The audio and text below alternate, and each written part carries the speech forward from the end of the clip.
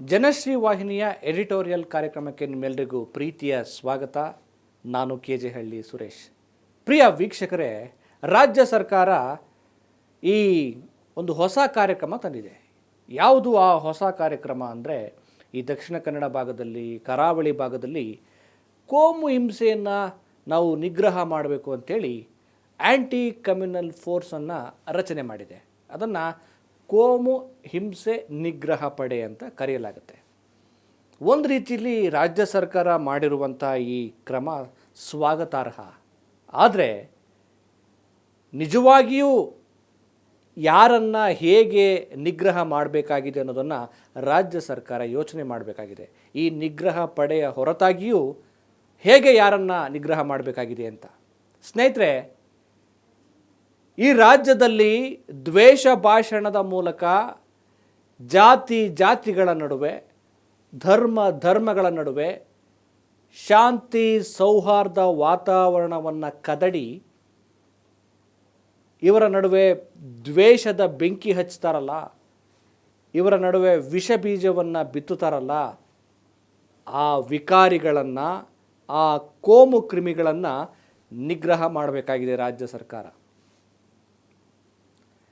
ಈ ನೆಲದಲ್ಲಿ ಪರಸ್ಪರ ಅಣ್ಣ ತಮ್ಮಂದಿರ ಹಾಗೆ, ಸಹೋದರರ ಹಾಗೆ ಜನ ಬಾಳ್ತಾ ಇದ್ದಾರೆ. ಮೊದಲು ಬಾಳ್ತಾ ಇದ್ರು, ಈಗಲೂ ಕೂಡ ಬಾಳ್ತಾ ಇದ್ದಾರೆ. ಆದರೆ ಈ ಜಾತಿಗಳ ನಡುವಿನ ದ್ವೇಷ, ಧರ್ಮಗಳ ನಡುವಿನ ದ್ವೇಷ, ಮತಗಳ ನಡುವಿನ ದ್ವೇಷಕ್ಕೆ ಪ್ರಮುಖವಾಗಿ ಕಾರಣ ಯಾರು ಅಂದರೆ ಈ ರಾಜಕಾರಣಿಗಳೇ.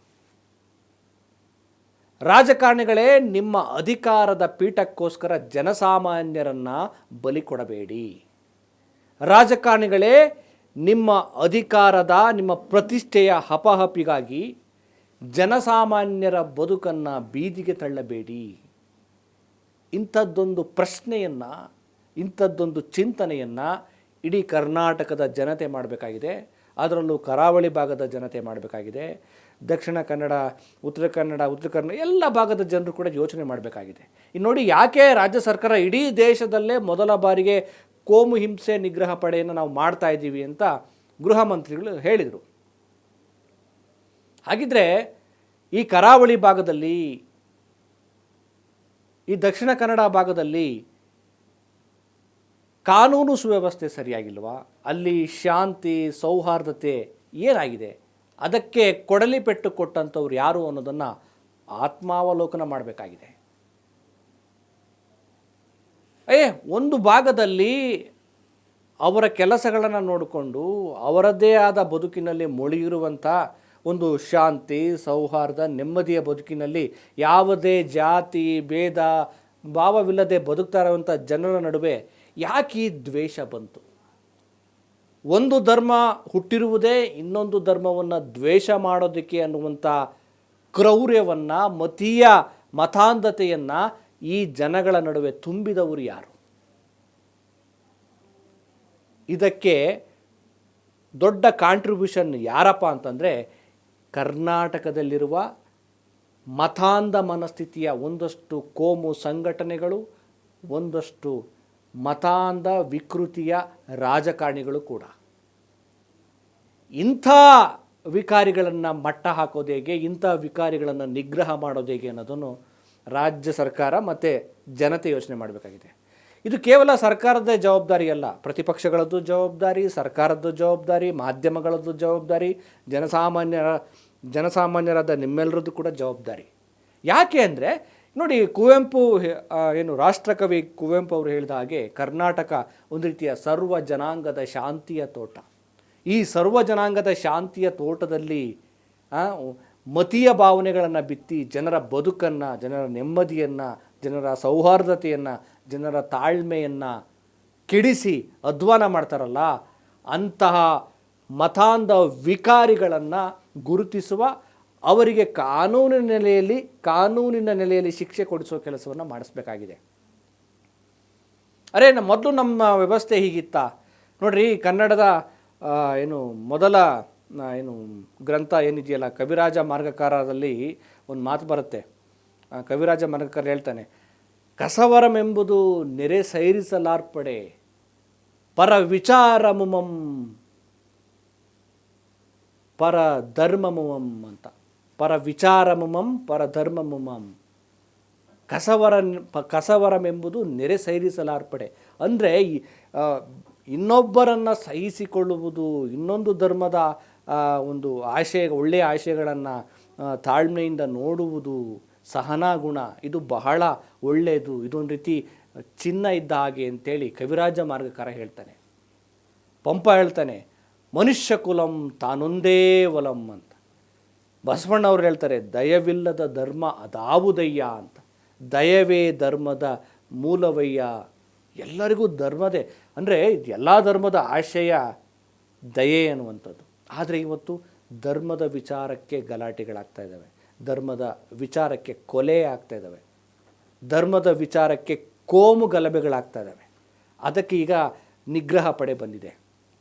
ಕೇವಲ ನಿಗ್ರಹ ಪಡೆ ಮಾಡಿದ್ವಿ, ಅಲ್ಲಿಗೆ ನಮ್ಮ ಸರ್ಕಾರದ ಜವಾಬ್ದಾರಿ ಮುಗಿತು ಅಂತ ಕೂತ್ರೆ ಆಗಲ್ಲ.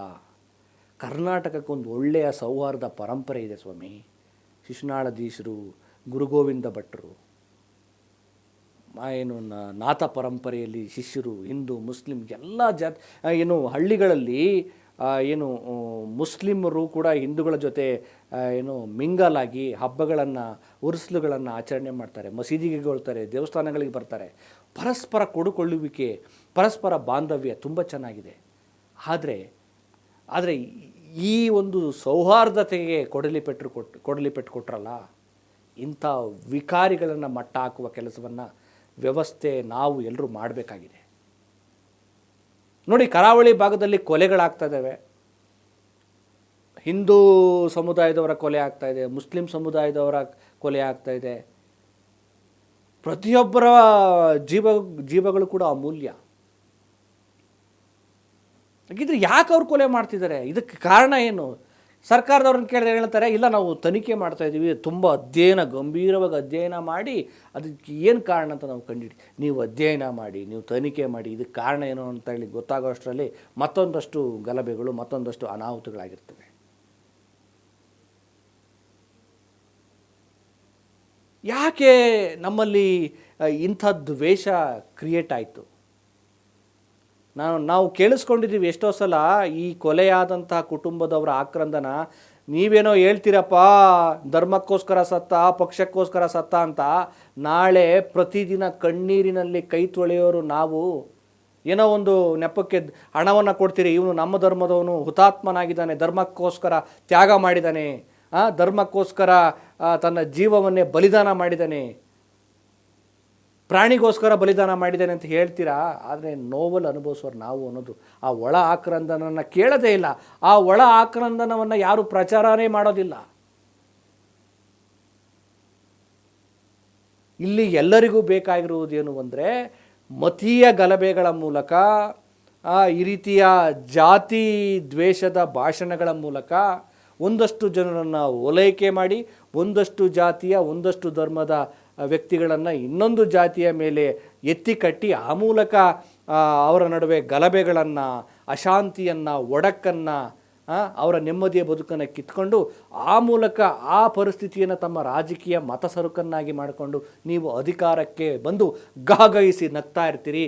ಆ ಜನ ಕಣ್ಣೀರಲ್ಲೇ ಒಂದು ರೀತಿ ಬದುಕನ್ನು ಕಳೀತಾ ಇರ್ತಾರೆ. ಇದಕ್ಕೆ ಎಲ್ಲಿದೆ ಮದ್ದು ಅಂತಂದರೆ, ಕೇವಲ ಕೋಮು ಹಿಂಸೆ ನಿಗ್ರಹ ಪಡೆಯಲಷ್ಟೇ ಮದ್ದಿಲ್ಲ.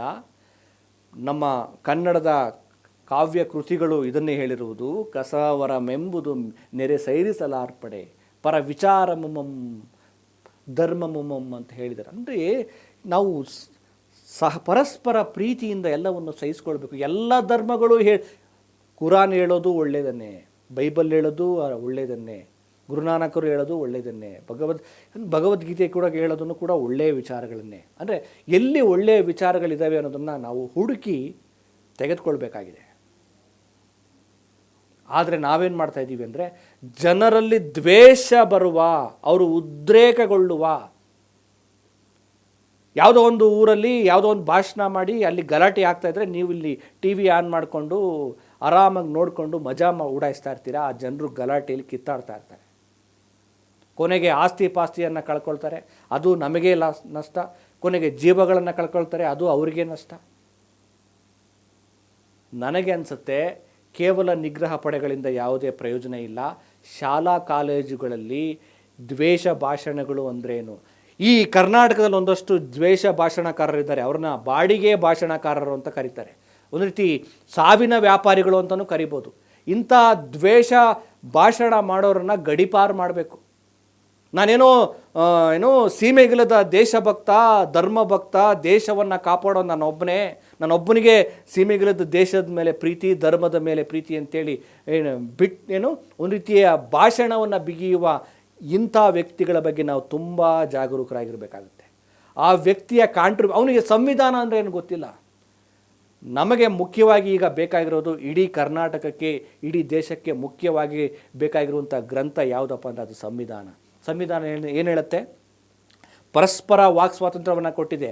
ಅವರ ಆಚರಣೆಗಳನ್ನು, ಅವರ ಧರ್ಮದ ಪ್ರೀತಿಯನ್ನು, ಅವರ ಧರ್ಮದ ಎಲ್ಲ ಸಂಸ್ಕೃತಿಯನ್ನು ನಾವು ಗೌರವಿಸಬೇಕು, ಅವರೂ ಗೌರವಿಸಬೇಕು.